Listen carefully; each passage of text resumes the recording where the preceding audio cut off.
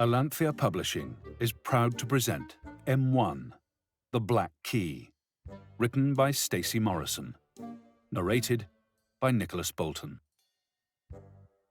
February 14th, 999 ME. Pilgrim Camp, Davianna and Astrid. It was perhaps the worst play ever produced, truly wretched, just as they predicted. For 10 days, 2 reluctant audience members concocted a series of outlandish excuses for why they missed it, each excuse becoming more implausible than the last.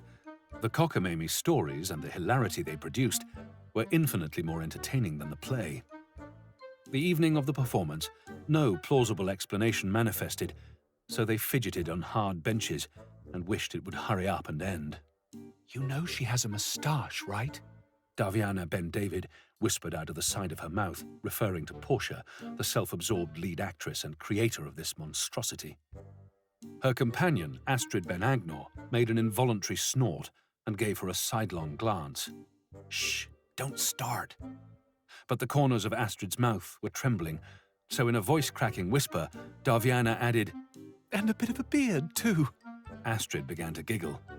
Davianna put a fist to her mouth and deliberately turned away, focusing on the scuffed boot of the boy beside her. She felt it building, the laughter, and this was no place for it, which made it worse. On the open-air stage, the lead actor continued his inane monologue. "My love, the fairest of all pilgrims, you are a princess among peasants. Your courage and beauty are beyond compare. Your brown locks shimmer like light from the golden city." Davianna feigned a gagging noise. Astrid bowed her head and muttered, "Those brown locks hanging from your chin." Davianna squeezed her eyes and curled into herself, trying not to laugh. Down the row, a girl glared at them through mean, piggy eyes. "Be quiet!" Davianna covered her face with both hands, shoulders shaking. Astrid snorted at the mean girl. That was their undoing. They fell into each other, racked with giggles that burst free in gasps and spurts. 30 feet away, yon bearded and moustached Portia was overacting opposite the piggy-eyed girl's equally porcine brother in the melodramatic climax of the play. Heads turned, and a chorus of "shh" came at them from all directions. Astrid made the first move, grabbing Davianna's arm. They stumbled out of their seats, bent over with bottled laughter. Clearing the meeting hall, they rocketed away, ran 50 yards, and collapsed, uproarious.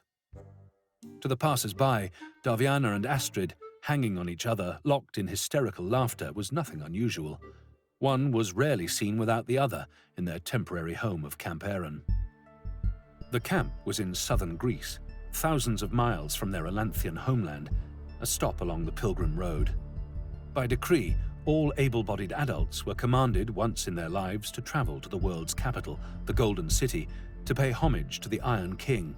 Uprooted from their Elanthian homeland 2.5 years into their pilgrimage, their friendship formed an oasis in the Greek desert. Outside the meeting hall, with the play wrapping up, the 2 girls staggered away in peals of laughter, weaving their way between the dust-covered tents. "Come on," Davianna wheezed, tucking a lock of chestnut hair behind her ear. "My place. I've got something to show you." Davianna steered Astrid through the flap. The dark interior smelled of Zana's spicy perfume and stale canvas. Davianna put a finger to her lips as they tiptoed inside. Lighting the small oil lamp and securing the tent flaps, she dove for her pack, producing a small black box. Astrid gasped, taking an involuntary step back. "Where did you get that?" She glanced around, then reached out a tentative hand, whispering, "Have you opened it?"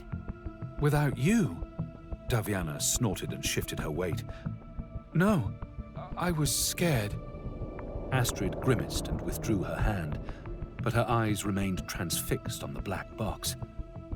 "Pandora. Who gave you that?"